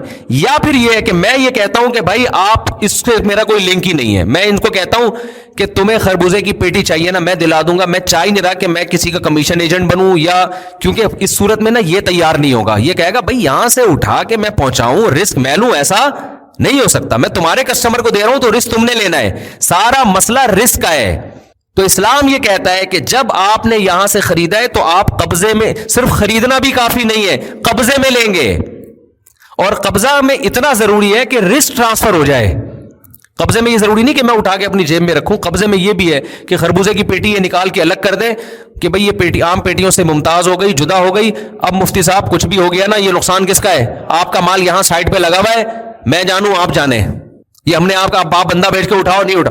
इस दौरान अगर मैं बेच देता हूं तो जायज है। क्यों? जब इसने निकाल के वो आटे की थैली, ये खरबूजे की पेटी अलग कर दी और बता दिया कि आपका ये माल पड़ा हुआ है, आम खरबूजों से क्या है, अलग है। जब तक आम खरबूजों में मिक्स था तो हम कैसे, नुकसान होगा तो कैसे पता चलाएंगे कि इसका नुकसान हुआ है कि इसका नुकसान हुआ है? रिस्क का पता कैसे चलेगा? तो जब हमने खरबूजे की पेटी या आटे की बोरी अलग कर दी तो, और बता दिया भाई ये आपकी आटे की बोरी पड़ी है, चाहे उसकी वीडियो बना के भेज दें, तस्वीर भेज दें, या वैसे बता दें भाई ये आपका आटा है, अब हम इससे क्या है, बरी से ये मुतय्यन आटा है, ये हमने सारे आटों की थैलियों से अलग कर दिया है, अब ये मेरे रिस्क में आ गया, अब आगे मैं बेचूंगा तो मेरे लिए शरन बेचना क्या है, जायज है। अमल के पैसे नहीं ले रहा, उस प्रोडक्ट पे मैं कमीशन ले रहा हूं। तो प्रोडक्ट पे कमीशन उस वक्त तक नहीं ले सकते जब तक वो प्रोडक्ट आपके जमान में दाखिल ना हो जाए, उसका रिस्क आप उठाएंगे, वो नहीं उठाएगा। तो ड्रॉप शिपिंग में जब तक ये जमान ट्रांसफर नहीं होता उस वक्त तक आपके लिए उसको आगे बेचना जायज नहीं है। समझते हो? हां, तदबीर यह है कि आप खरीदो नहीं ना, खरीदने का वादा करो, बेचो नहीं, बेचने का वादा करो, यह जायज हो जाएगा। फिर मिसाल के तौर पर अब्दुल रऊफ से मैंने खरबूजे की पेटी उठाई, मैंने कहा भाई मैं उठाऊंगा, अभी उठा नहीं रहा, वादा है, अभी मैंने खरीदी नहीं है। फिर मैंने इनसे कहा भाई मैं इतने का खरबूजा बेच रहा हूं, बता भाई खरीदेगा? वो क्या? हाँ खरीदूंगा। खरीदा नहीं है, खरीदने का वादा करे। तो सिर्फ वादा, इस वादे की बेस पे मैं इसको कहता हूं यार ये उठा के उसके घर दे आ, ये उठा के घर दे आए, फिर इनके पास रखा हुआ है, तो मैं इनसे कहता हूं ये आप, अभी मेरी ये वाली बै मुकम्मल नहीं हुई है क्योंकि अभी मेरे कब्जे में चीज नहीं आई है। मैं इनसे कहता हूं यार वो फला का खरबूजे की पेटी आ रही है, मेरी तरफ से कब्जा कर लो आप, मेरे वकील बन के। इसने कब्जा कर लिया तो अब मालिक कौन बन गया? मैं बन गया, और मेरे कब्जे में भी आ गई, क्योंकि वकील का कब्जा मुवक्किल का कब्जा होता है। फिर मैं इसको दोबारा फोन करूंगा, भाई बता ये चीज तुझे पसंद आ रही है ये मेरी, अभी नुकसान होगा किसका होगा? इसके हाथ में है, नुकसान होगा तो किसका होगा? मेरा। मैं बोलूंगा ये चीज अभी मेरी है, तुझे मैंने अपना वकील बनाया तो इस पे कब्जा कर, अब बता ये पसंद आ रही है कि नहीं आ रही? अगर वो कहे नहीं पसंद आ रही तो ये गले किसके पड़ेगी? लोग इस घुन्नेपन में ना कि हम रिस्क कोई ना लें, नुकसान का जरा भी हमें ना हो, बैठ के नोट छापने की हम क्या बन जाए? मशीन बन जाए। फिर वो आते हैं मौलवियों ने पाबंदियां लगाई हुई, मौलवी को क्या हो रहा है तेरा खरबूजा बिके या ना बिके? भाई इस्लाम की पाबंदियां हैं, ये गोरे के पास नहीं है, तभी वहां दौलत की तकसीम मुनसिफाना नहीं है, इंतहाई गैर मुनसिफाना है। तो अब मैं इनको फोन करूंगा, आपका क्या नाम था? अली हैदर साहब को मैं फोन करूंगा, खरबूजे की पेटी पहुंच गई? हाँ जी पहुंच गई। आपने मेरी तरफ से कब्जा कर लिया? हाँ जी कब्जा कर लिया। ये मेरी पेटी है, आपकी पेटी नहीं है, इसको जरा संभाल के रखिएगा। अच्छा बताए खरीद रहे? क्या मैं नहीं खरीद रहा। तो ये लाले पड़ जाएंगे किसको? मैं कहूंगा तेरा बाप भी खरीदेगा। ठीक है, कुछ भी कह सकते हैं, धमकियां दे सकते हैं, जब तक ये खरीदेगा नहीं, ये नुकसान, ये रिस्क किसका है? मेरा रिस्क है। तो फिर अगली बै होगी कि भाई ये पसंद आया? हाँ जी पसंद आया। ठीक है बताओ खरीदते हो? हाँ जी मैंने आपसे ये 600 की खरीदी, माल बिल्कुल ठीक है, मैंने आपको बेची। ड्रॉप शिपिंग वाले अक्सर ये कह रहे होते हैं कि हम उसको अगर वो वापस कर दे तो हम वापस ले लेते हैं, इतना काफी नहीं है। देखो वो जो वापस लेते हैं ना, वो बिकने के बाद वापसी का ऑप्शन एक अलग चीज है, बिकने से पहले वापसी का ऑप्शन होना चाहिए। उसको दिखा के आप सौदा डन करें कि अब, और दिखा के भी नहीं, उसको पकड़ाएं, उसको बताएं कि आप मेरा वकील बन के कब्जा कर रहे हो। ये सब चीजें नहीं हो रही होती, समझते हो? तो ये करना पड़ेगा। और आसान हल इसका ये है कि आप कमीशन एजेंट बन जाएं सीधा सीधा। आप अब्दुल रऊफ से बोले कि अब्दुल रऊफ भाई मैं तुम्हारा खरबूजा अली हैदर को बिकवाऊंगा और मैं तुम्हारे लिए कस्टमर लेकर आऊंगा, फी खरबूजा मुझे इतना प्रॉफिट चाहिए, ठीक है ना? 500 की पेटी होगी तो मुझे 100 रुपए उसमें चाहिए। अली हैदर भाई बोलते हैं ठीक है यार मेरे पास तो टाइम नहीं है कस्टमर का, तुम इंटरनेट पे तुम्हें कस्टमर बहुत मिलते हैं, इनको मैंने खरबूजे की तस्वीर दी, हाँ भाई पसंद है, खरबूजा इनका है और ये सारी डिलीवरी चार्जेस भी इनके होंगे, रिस्क भी ये लेंगे, इनको मैंने पहले बता दिया। तो फिर सीधा सीधा ये पहुंचाएं तो हम फिर अमल की उजरत ले रहे हैं, खरबूजे की उजरत नहीं ले रहे। ये आसान तरीका है, या तो खरीदने का बेचने का वादा करें या अमल पे कमीशन लें, तो कमीशन एजेंट बन के। लेकिन कमीशन एजेंट बनने में सारा रिस्क बेचने वाले का रहेगा। ड्रॉप शिपिंग में बेचने वाला रिस्क नहीं ले रहा होता, वो कहता है आप जहां कहोगे पहुंचाएंगे, ठीक है ना, आपका बंदा जहां से उठा ले तो वो रिस्क किसका होगा, आपका होगा, हमारा नहीं होगा। अगर वो रिस्क अपना ले रहा है तो ठीक है, लेकिन फिर उसमें आप कस्टमर को ये बताओगे कि मैं किसी की तरफ से, यानी मुवक्किल को ये बताओगे जिसके आप वकील बन रहे हो कि मैं आपका माल बिकवाने के पैसे ले रहा हूं और जब तक ये वहां डिलीवर नहीं हो जाता सारा रिस्क आपका होगा। तो ये एक्सप्लेन जब तक मैं इसको इंशाल्लाह, अभी तो जुम्मे का बयान है ना, तो उसमें हम चीजें मुरतब करके नहीं है, ड्रॉप शिपिंग पे मैं पूरी डिटेल के साथ इंशाल्लाह क्लिप रिकॉर्ड करवाऊंगा, उसके शरई हकाम क्या क्या है वो जरा आसानी से समझ में आ जाएंगे इंशाल्लाह। सल्लु अलल हबीब। जल्दी से सवाल जब दे दो। और तो मेरा अभी तो ड्रॉप शिपिंग मकसद नहीं था, अभी तो ये था कि लोगों ने ना अपनी बिजनेस है तो जो जिसके मौलवी खिलाफ उसको लगे कि ये मौलाना के फतवे की वजह से मेरी तिजारत को नुकसान हो, तो मौलवियों को बुरा भला कहना शुरू कर देता है। वो एक गोल्डन की के नाम से आया था कि 5 आदमियों को ये प्रोडक्ट बेचो, वो आगे जितने 5 को बेचेंगे फ्री में आपको कमीशन मिलेगा। उलमा ने इसके खिलाफ आवाज उठाई, ये जायज नहीं है। उस वक्त भी लोगों ने मौलवियों का बैन, मौलवियों के चक्करों में ना पड़ो। ओ भाई आपको तो फायदा हो रहा है, आखिर में जो बंदे बचेंगे ना, जिनको आगे 5 आदमी पहनाने वाले मिलेंगे ही नहीं, उनका बेड़ा गर्क हो जाएगा। तो इस्लाम की पाबंदियां इंसानियत के फायदे के लिए होती हैं, मौलवियों के फायदे के लिए या मौलवियों के नुकसान के लिए नहीं होती। समझते हो? जो आप हदीस बयान करते हैं, बराए मेरा हदीस जल्दी अर्ज़ है कि कोयटा शहर में पुल के नीचे मस्जिद तामीर की गई है, जबकि शरन मस्जिद मोहल्ला तक है। आया इसमें नमाज पढ़ना जायज़ है? इसमें 5 वक्त नमाज हो रही है, जुमा भी हो रहा है। देखो, जब मस्जिद एक हवा में यानी ज़मीन पे तैयार होती है, ऊपर कोई इमारत ना हो, तो जब ज़मीन खरीदी जाएगी ना तो वो तो अर्श मोहल्ला तक होगी। लेकिन अगर पहले से कोई तामीर पहले मौजूद है, वो पहले कर ली तामीर, फिर जब नीचे मस्जिद बन रही है तो वो तामीर खुद ब खुद उससे खारिज होती है। मिसाल के तौर पर आपने कहीं ज़मीन ली और वक़फ़ कर दी मस्जिद के लिए, अब ऊपर तामीर नहीं हो सकती, उसके होगी तो मस्जिद ही के लिए होगी। लेकिन आपने क्या किया, ज़मीन लेकर वक़फ़ नहीं की, आपने कहा हम मस्जिद या मस्जिद से मुताल्लिक़ा चीज़ें इस पे बनाएंगे, अभी वक़फ़ नहीं की है, मस्जिद ली और ऊपर पहले दुकानें बना दी आपने कि यार मस्जिद की तामीर के लिए, मस्जिद के जो अखराजात पूरे करने के लिए हम ऊपर दुकानें बना दें। पहले दुकानें बना दी, ऊपर घर बना दिए, जो मर्जी बनाते रहें, वक़फ़ बाद में करें। आपके वक़फ़ ये क्या है, ये नीचे का हिस्सा वक़फ़ है, तो अब ऊपर तामीर क्या होगी, वो जो बनी हुई है वो जायज़ होगी। तो पुल चूंकि पहले से बना हुआ है, कोयटा में जहां भी ये मस्जिद की बात कर रहे हैं, पुल पहले से क्या है, बना हुआ है, तो उसके नीचे जब मस्जिद बनेगी तो पुल वाला हिस्सा खुद ब खुद पहले से खारिज होगा। तो लिहाजा वो शरन दुरुस्त मस्जिद है, उसमें नमाज जायज़ है अगर किसी ने वक़फ़ कर दी। आपने कहा था कि घर से ज़्यादा कारोबार बेहतर है, मैंने घर बेच दिया, अब कारोबार भी कोई बताएं। लो भैया, अल्लाह के बंदो, कारोबार मैं तो ये बताया कारोबार बेहतर है, कौन सा बेहतर है, आपके लिए क्या सूटेबल है, तो कारोबारी लोग बताएंगे, मैं थोड़ी बताऊंगा। और कारोबारी लोग भी नहीं बताएंगे, क्योंकि वो भी नहीं बताते। कौन चाहता है कि ये भी कारोबार करके मालदार बन जाए?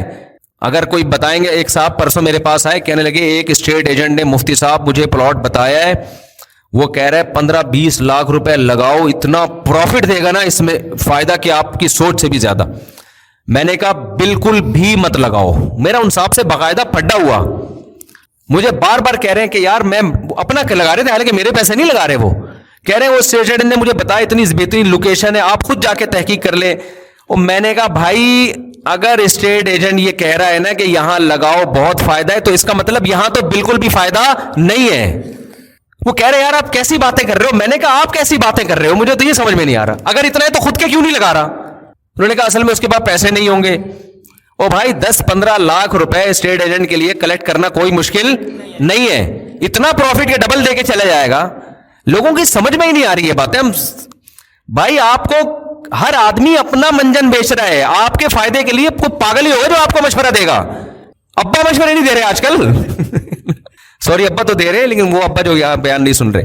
हर आदमी चाहता है यार अगर कोई प्रॉफिटेबल जगह है तो मैं लगाऊं ना अपना, वो आपको क्यों? और स्टेट एजेंट तो वो तो वैसे ही, यानी सोकन अगर सोकन को मशवरा दे रही है कि आप ये मेकअप लगाओ तो ज्यादा अच्छी लगोगी, ये तो ये हो गया ना, اس کا مطلب بھائی وہ ڈسٹمپر، وہ ڈیزل لگوا رہی ہے، وہ گریس، وہ میک اپ کی جگہ کیا ہے، سوگن کو مشورہ دے کہ تم یہ والا میک اپ لگاؤ تو تم زیادہ خوبصورت لگوگی. بھائی یہ تو سوگن کو چاہیے یہ والا تو اب لگائے ہی نہیں.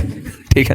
تو اسٹیٹ ایجنٹ تو خود وہاں پراپرٹی پہ پیسہ کمانے کے لیے بیٹھا ہوا ہے، وہ پبلک کو مشورہ دے کہ یہاں لگا دو تو پروفٹ زیادہ ہوگا، تو وہ تو بیوقوف ہے بھائی. وہ اپنا پروفٹ کمائے گا، وہ آپ سے ادھار لے لے گا. وہ اصل میں ہو یہ رہا ہے کہ ہو سکتا ہے پروفٹ ہو اس میں زیادہ، لیکن رسک بھی زیادہ ہوگا. تو وہ چاہ رہا ہوگا یار وسیم بھائی کے لگوا دو، ڈوب گئے تو ان کے ڈوبیں گے، پروفٹ ہو گیا تو دونوں کا پروفٹ، میرا کمیشن ان کا پروفٹ. ہاں چند اسٹیٹ ایجنٹ ہیں جو اچھے بھی ہیں، لیکن بہت تھوڑے ہیں، وہ بہت ہی مارکیٹ میں آٹے میں نمک کے برابر ہے، ورنہ میجورٹی ایسی تھوڑی ہے. تو وہی ہوا 3-4 سال پہلے مزاربت، چند سال پہلے نا وہی صاحب ان کے کوئی ریلیٹو تھے مزاربت میں پیسہ لگا رہے تھے. نہیں وہ جو مزاربت اسکینڈل چلا ہے نا کہ جی اتنے بڑے مفتی صاحب ہیں، وہ مفتی صاحب تو غلط نہیں ہو سکتے، وہ تو فلاں مدرسے کے ہیں، وہ تو فلاں مدرسے کے، اور پیسہ آنا شروع اور اتنا آ رہا ہے اتنا جا رہا ہے.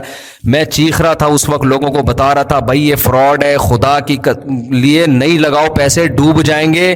اتنا کوئی نہیں کما کے دے سکتا کہ اتنے پیسے لے رہا ہو اور اتنے لوٹا رہا ہو. لیکن ہوس انسان کو اندھا کر دیتی ہے. ہمارے جامع الرشید میں بھی آئے وہ، میں نے کہا بھائی میں تو اس مجلس میں ہی نہیں بیٹھوں گا. وہ پارک میں لے کے نا علماء کو بیٹھ گئے کہ یوں ہے، ان کا کوئی نمائندہ آیا تھا، وہ سب اکثر زیادہ تر علماء، ارے بھائی یہ زبردست. میں نے کہا بھائی ہمیں تجربے ہیں، ہم اللہ کا شکر ہے نیک لوگوں کو پیسے دے کے الحمدللہ ہاتھ جھاڑ کے بیٹھ چکے ہیں. سارے نمازیوں کو، داڑھی والوں ہی کو ہم نے دیے ہیں. جو لے رہا ہوتا ہے نا اس وقت بڑے سرخ آپ کو جنت کے باغ دکھائے گا. اور یاد رکھو جو کما کے دے رہا ہے نا وہ زیادہ ڈینجرس ہے، کیونکہ وہ دے کے اعتماد بحال کر کے بڑا گیم کھیلنا چاہتا ہے. میں تو آپ کو بتاؤں کسی کو پیسے دوں نا، تھوڑے پیسے دیے لے کے بھاگ جائے، اللہ کا شکر ادا کرتا ہوں کہ شکر ہے ان پیسوں میں مجھے یہ پتا چل گیا کہ یہ ابھی اس کی ایک اور مثال دیتا ہوں. اس رمضان میں نے کھجور کا بزنس کیا. یہ بھی جو رمضان گزرا ہے نا، میری اپنی کمپنی میں نام نہیں بتاتا لوگوں کو تاکہ اس کو میں کیش نہیں کرانا چاہتا نا اپنے نام کے ساتھ. تو میں مختلف بزنس کے تجربے کرتا رہتا ہوں. سب سے اچھا بزنس جو جس کے پاس ٹائم نہیں ہے نا اس کے لیے پراپرٹی کا ہے. یہ خوب سمجھ لو، جس کے پاس، ہمارے جیسے آدمی جن کے پاس بزنس کا ٹائم نہیں ہے تو ان کے لیے سب سے اچھا بزنس کیا ہے؟ پراپرٹی کا. لیکن اسٹیٹ ایجنٹ کوئی بہت ہی 100 میں کوئی ایک ایماندار مل جائے تو اچھی بات ہے، نہیں تو خود جا کے آدمی جو پلاٹ نہیں بک رہا نا اس کو خریدنے کی کوشش کرو، جو نہیں بیچ رہا. صحیح ہے نا؟ کیونکہ جو آدمی پلاٹ نہیں بیچ رہا ہوتا قیمتی اکثر وہی ہوتا ہے، اکثر، زیادہ ہمیشہ نہیں. جو بیچ رہا ہوتا ہے اس کا مطلب وہ جان چھڑانے کے موڈ میں. لیکن یہ قاعدہ کلیہ نہیں ہے. مطلب یہ ہے کہ آپ خود سے جا کے کرو تو پھر اس میں ایک سفید کالر کے ساتھ آدمی اچھا بزنس کر سکتا ہے. تو ہمیں ہوتا رہا کہ یار اب کوئی اور بزنس کریں، تو ہمیں ہوا کہ جی ہم کھجور کا کرتے ہیں. ہمارے ایک دوست تھے، میں نے ان سے رابطہ کیا، بہت وہ آدمی ایماندار ہے. لوگ ہوتے نہیں ہیں لیکن میں نے بتایا نا 100 میں ایک آدھ ایماندار بھی ہوتا ہے. تو میں نے ان کو بولا کہ بھائی میرے پاس تو ٹائم نہیں ہے، یہ اتنے لاکھ روپے آپ پکڑو، رمضان میں کھجور دے دنا دن. کھجور تو اتنی بکتی ہے مارکیٹ میں کہ دے دنا دن. سب سمجھا رہے ہیں مفتی صاحب کیا پلاٹوں میں رمضان کھجور کا ہے بھائی، رمضان میں کیا بکے گا؟ کھجور. میں نے اس کے ذمے لگایا، میں نے کہا سارا پیسہ میرا، ساری ٹینشن تیری، میرے پاس ٹائم نہیں ہے. یہ پیسہ چند لاکھ روپے میں نے ان کو پکڑائے بھائی تم نے. اور وہ بندہ بھی ایماندار ہے، محنتی بھی ہے. انہوں نے جناب سروے کیا، جی کھجور اتنے کی ملتی ہے فلانے، تو بڑا مال اٹھا لیا نا کھجور کا سستے میں، بہت بڑی کوانٹٹی میں. یہ پورا ہم نے کرائے کا گھر لیا ہوا، کمرہ بھر گیا اس کھجوروں سے. اور دے دنادن مزدور آ رہے ہیں، پیکنگ. ہاں بھائی ڈبے کیا ہو رہے ہیں؟ کھجوروں کی پیکنگ ہو رہی ہے. ہم جا کے نا چیک کر رہے ہیں، جا کے میرا اسٹائل وہاں جا کے کام صحیح ہو رہا ہے. ہاں بھائی ہمیں ٹائم نہیں ہے، میں ذرا مسئلہ بتانے جا رہا ہوں، بیان ہے میرا، میں جا رہا ہوں. کام صحیح ہو رہا ہے بھائی. ہمیں لگا کہ رمضان کے بعد ایک ریوو اور ہو جائے گی میرے پاس، بس ایک ریوو کیا ہو جائے گی. اور اب جناب انٹرنیٹ پر اس کی پبلسٹی ہو رہی ہے بھائی دے دنادن. بھائی ہمارے ریٹ پہ کوئی لے ہی نہیں رہا. ابے ہم نے کہا یہ کیوں نہیں لے رہا یار، ہم تو اتنا سستا اتنا اچھا. پتا چلا جی جو کھجور کے انویسٹر ہیں کروڑوں روپے کے سال پہلے کنٹینر خرید چکے ہیں، وہ اس سے آدھے ریٹ پہ خرید چکے ہیں. نہیں آئی بات سمجھ؟ آپ لاکھوں انویسٹ کر رہے ہو، لوگوں نے کروڑوں انویسٹ کیے ہوئے ہیں. وہ جو ہے نا لیاری میں مدینہ مارکیٹ جہاں کھجور کی بہت بڑی مارکیٹ ہے، وہ لوگ 1-1 کروڑ روپے کے 1 سال پہلے 2-2 کروڑ کے کنٹینر لے چکے ہیں، فریز کر چکے ہیں، وہ آدھے ریٹ پہ لے چکے ہیں. آپ 2 مہینے پہلے اتنے لاکھ روپے لگا کے سمجھ رہے ہو ہمارے ریٹ پہ. نتیجہ یہ نکلا کہ ایک صاحب میرے گھر ایک دن آئے, مفتی صاحب آپ کو میں کھجور گفٹ کرنا چاہتا ہوں. میں نے کہا جی. میرا ہی ڈبہ, میری کمپنی کا نام, ادھر سے خرید کے ان کو خیال ہوا یار مفتی صاحب کے پاس جا رہا ہوں, کوئی تو گفٹ دو نا. ہماری ہی کھجور خرید کے ہمیں ہی پہنا دی. سمجھ میں آ رہی ہے بات؟ تو اس میں ہمیں لاس ہوا, زیادہ لاس نہیں ہوا. ہم نے کہا یار بس اس کو نکالو کسی, کیونکہ کھجور ایسی چیز ہے زیادہ عرصہ رکھ بھی نہیں سکتے. میں نے ان کو بولا بھائی مجھے, اچھا میں جب کسی پہ اعتماد کرتا ہوں نا پھر میں اس کو تنگ نہیں کرتا, کیونکہ میں نے تو اس لیے اس پہ اعتماد کیا کہ میں اپنے کاموں میں لگا رہا ہوں نا. تو وہ مجھے بتاتے رہے بھائی یہ ہو رہا ہے فلانا ہو رہا ہے. بالآخر میں نے کہا بھائی ہماری بلا سے 50,000 کا لاس ہوا ہمیں, اس میں فائدہ بالکل بھی نہیں ہوا, تھوڑا سا لاس ہوا. کتنا؟ 50,000. مجھے اللہ کی قسم بہت خوشی ہوئی. مجھے خوشی اس کی ہوئی کہ میں نے کہا اگر 50,000 ضائع کر کے مجھے یہ پتا چل گیا نا, یہ علم آ گیا کہ ہم کھجور کا بزنس نہ کریں, یہ بہت بڑا فائدہ ہوا ہے مجھے. اور حقیقت بتا رہا ہوں میں نے کہا یہ لاکھوں کا بھی نقصان ہو سکتا تھا. اللہ نے صرف 50,000 کا نقصان کروا کے ہمیں یہ نالج دے دی کہ تمہارے باپ کا کام نہیں ہے یہ, تم کچھ اور کرو, یہ کام تمہارے کرنے کا نہیں ہے, اس میں تم سے بڑے بڑے انویسٹر پڑے ہوئے ہیں. اور یہ بھی بندہ ایماندار تھا تو 50,000 کا لاس ہوا, ورنہ آپ بندے کو رکھو آدھی کھجوریں وہ کھا جائے گا. ہاں وہ کھجوریں پیک کرنے میں خیانت, پھر اپنے رشتہ داروں کو آدھی قیمت پہ نکال رہا ہے, اور پھر ملازمین کام اتنا نہیں کر رہے ہوتے جتنی کھا رہے ہوتے ہیں. یہ تو ایماندار آدمی ہے. تو 50,000 کا تو میں نے ان کو بھی کہا, میں نے کہا بڑا زبردست ماشاءاللہ, ہمیں یہ ہو گیا کہ ہم اس کے علاوہ کچھ اور کریں گے یہ کام. تو یہ کیا کہہ رہا تھا میں, آئی بات کہاں سے؟ ہاں تو اب انہوں نے دیکھو مکان بیچ دیا اور بزنس کر رہے ہیں. تو اللہ کے بندو مکان بیچنے سے پہلے بزنس کا سوچو کہ کرنا کیا ہے. اب تو بک گیا تو پیسے برباد ہو جائیں گے. تو جب تک نہیں آتا فوراً سے پہلے دوسرا پلاٹ خرید لو یا مکان خرید لو فوراً سے پہلے, ورنہ یہ پیسے کیا ہوں گے. حدیث میں آتا ہے نہ پراپرٹی بناؤ نہ بنی ہوئی کو ضائع کرو. یہ حدیث کا مفہوم ہے. بنانے کا مطلب یہ کہ جو ہوس میں بنا رہے ہوتے ہیں لوگ, جس کی میں مخالفت کرتا ہوں. اگر بزنس کے پوائنٹ آف ویو سے بنا رہا ہے یا پیسے اسٹور کرنے کے لیے کہ بچوں کے کام آئیں گے, وہ ایک الگ بات ہے.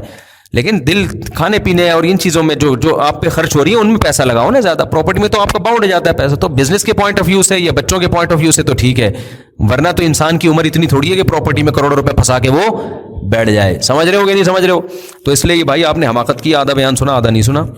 اب آپ پیسے لے کے, اب جب بک گیا ہے تو اب آپ ایسا کریں کہ ایسی جگہ پلاٹ خریدیں جو آپ خود جا کے تحقیق کریں کہ یہ پلاٹ کے کاغذ بالکل ایک نمبر ہونا چاہیے, اس کو ویریفائی کرائیں, اور لوکیشن ایسی ہو کہ آپ کو اندازہ ہو جائے. دیکھو جہاں آبادی بڑھ رہی ہوتی ہے وہاں پراپرٹی کی قیمتیں بڑھتی ہیں, تو اس میں اسٹیٹ ایجنٹ سے مشورے کی ضرورت ہی نہیں ہے. آپ دیکھ لو جہاں کچھ کنسٹرکشن کا کام ہو رہا ہے, کچھ مکان بننا شروع ہے, وہاں پلاٹ میں آپ پیسے ڈال دو, تو امید ہے انشاءاللہ فائدہ ہوگا. کچھ اسٹیٹ ایجنٹ ایماندار بھی ہیں, ایسا نہیں ہے سارے ایسے ہی ہیں, لیکن مارکیٹ میں بہت تھوڑے ہیں. وہ میں بتاؤں گا نہیں, کیونکہ میں نے بتا دیا تو پھر وہ یہ ہوگا کہ اگر بالفرض کچھ گڑبڑ ہو گئی تو لوگ کس پہ ڈالیں گے بھائی. بعض دفعہ اسٹیٹ ایجنٹ ایماندار ہوتا ہے پھر بھی لاس ہو جاتا ہے, تو لوگ کہیں گے یہ مفتی صاحب نے ہمیں پھنسوا دیا, تو یہ کام کرو ہی نہیں. تبھی ہم رات کو سکون سے سو جاتے ہیں, اللہ کا شکر ہے. اور اپنا پیسہ اتنا لگاؤ کہ ڈوب بھی جائے تو آدمی کہے یار انڈے پراٹھے ہمارے چلتے رہے. انڈے پراٹھے ہمارے لیے سب سے زیادہ ضروری پراپرٹی نہیں ہے, انڈے پراٹھے میرے لیے زیادہ ضروری ہے. وہ ملے مجھے, ایسا نہ ہو کہ بحریہ ٹاؤن میں 25-30 پلاٹ ہیں اور پراٹھا ہضم ہی نہیں ہو رہا آپ کے. ایسے پلاٹ کا کیا کرنا ہے میرے بھائی. کھانے پینے کی جو لذتیں خدا کی قسم پراپرٹی سے 20 گنا بہتر ہیں. کوشش کیا کرو صحت ٹائٹ رہے, کھاؤ پیو موج مستی کرو, اور کھا پی کے جو مرتا ہوا آدمی اچھا لگتا ہے. پراپرٹی اتنی ہے نہ لڈو کھا سکتا ہے شوگر کی وجہ سے, بلڈ پریشر کی وجہ سے نمک نہیں کھا سکتا, اور موٹاپے کی وجہ سے چل نہیں سکتا, اور ڈپریشن میں ہر وقت ٹینشن میں رہتا ہے. تو کیا کرنا ہے ایسی پراپرٹی کا.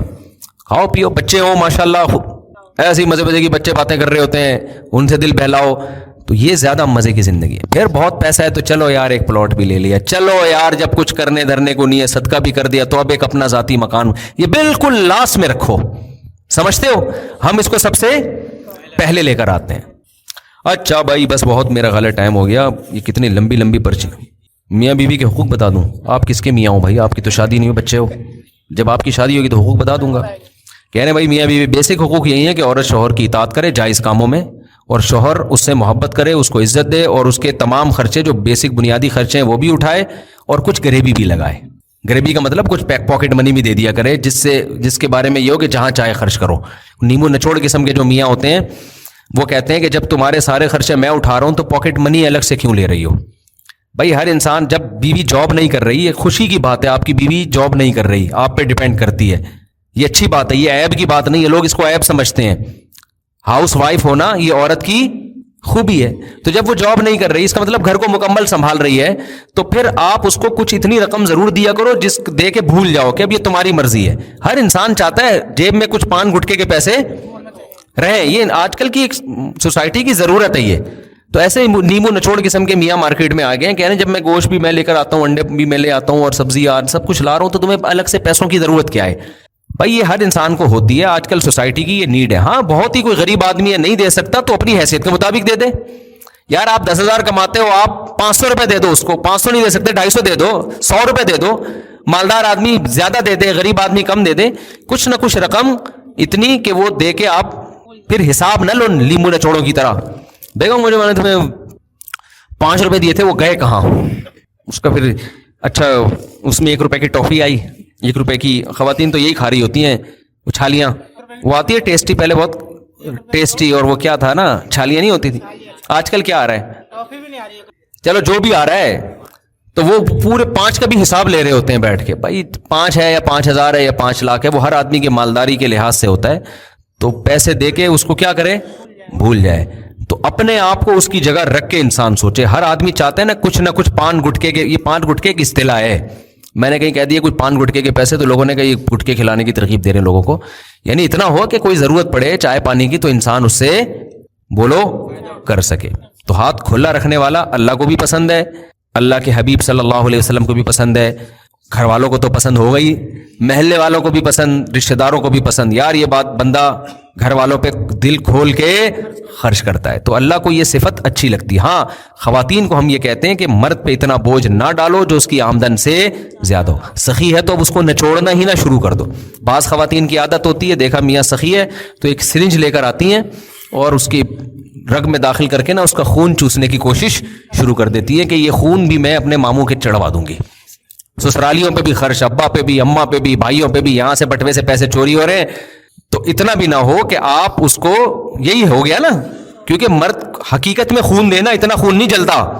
جب وہ دیکھتا ہے نا میرا پیسہ ضائع ہو رہا ہے، گھر میں دودھ آ گیا 4 کلو یا 2 کلو یا 1 کلو، اور بیگم صاحبہ نے فریج کے باہر رکھ دیا، خراب ہو گیا، وہ چیزیں کھائی جا رہی ہیں، آدھی بچ رہی ہیں، پھک رہی ہیں، تو آدمی کا خون اس سے جلتا ہے۔ خاص طور پہ جو باہر جا کے جو کما کے بھیج رہے ہوتے ہیں ان کو تو بہت ٹینشن ہوتی ہے کہ بیگم کیا کر رہی ہو، میں یہاں محنت مزدوری کر کے پیسے کما کے بھیج رہا ہوں اور تمہارا بھائی 1 مہینے سے آیا ہوا ہے اور میرے خرچے پہ کھا رہا ہے۔ یہ ٹینشن ہوتی ہے آدمی کو، تو اس سے جو خون جلتا ہے نا وہ سرنج کی نسبت زیادہ جلتا ہے۔ تو یہ بالکل ایسے ہی ہے جیسے خواتین نے دیکھا میاں سخی ہے، خرچ کر رہا ہے، تو انہوں نے کیا کیا کہ اب دیکھا ابا میں خون کی کمی ہے، اماں بھی ہماری تھوڑی کمزور لگ رہی ہیں، بھائی بھی کمزور، تو یہاں سے سرنج سے خون لے کے ابا بھائی کے چڑھا دیا۔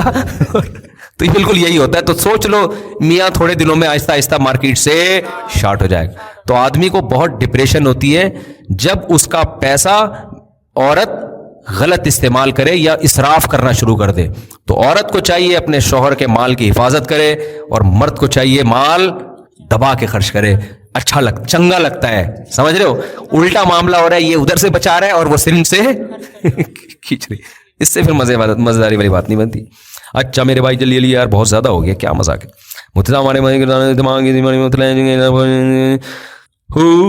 بہت سارے ٹینشن میں سید گھرانے سے ہیں، کیا وہ زکوٰۃ لے سکتے ہیں؟ سید زکوٰۃ نہیں لے سکتا، نہ اس کو زکوٰۃ آپ دے سکتے ہیں۔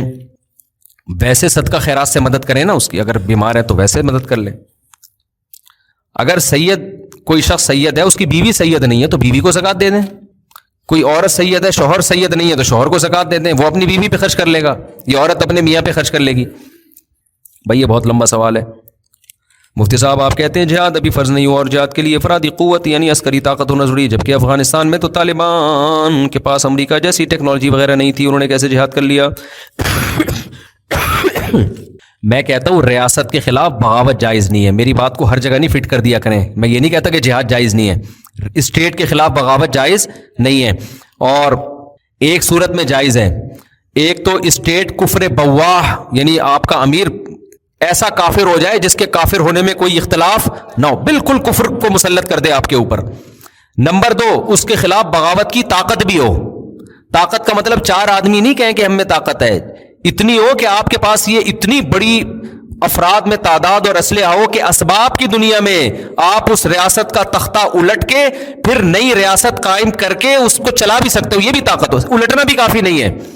اور یہ چیز مارکیٹ سے کیا ہے؟ شارٹ ہے. لہذا لوگ آپ کو بغاوت پہ اکسا کے آپ کی صلاحیتوں کو غلط استعمال کریں گے، آپ کو مروائیں گے فوج کے ہاتھوں، پولیس کے ہاتھوں، رینجرز کے ہاتھوں، حکومت کے ہاتھوں.